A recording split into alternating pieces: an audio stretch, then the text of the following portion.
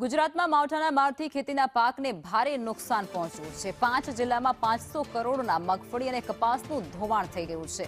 સૌરાષ્ટ્રના 5 જિલ્લામાં અઢળક હેક્ટરમાં ધોવાણ થયું છે। હજારો હેક્ટર જમીન ધોવાઈ ચૂકી છે, જેમાં ખાસ કરી અમરેલી, જૂનાગઢ, સોમનાથ સહિતના જે જિલ્લાઓ છે તેમાં સૌથી વ્યાપક નુકસાન પહોંચ્યું છે।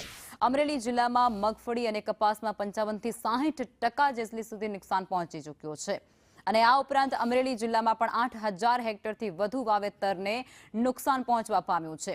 સોમનાથ જિલ્લાની વાત કરીએ તો ત્યાં પણ માવઠાએ કહેર વરસાવતાની સાથે જ 35 થી 40% ખેતી પાકમાં નુકસાન પહોંચ્યું છે। સોમનાથ જિલ્લાની પણ કંઈક આવી જ સ્થિતિ છે। ત્યાં પણ 35000થી વધુ હેક્ટર જમીનમાં ધોવાણ થઈ ચૂક્યું છે। કપાસ અને મગફળીનો પાક છે તે બગડી ચૂક્યો છે। નુકસાનીના અહેવાલ સામે આવી રહ્યા છે, જેમાં જૂનાગઢમાં 30% પાકને નુકસાન પહોંચ્યું છે।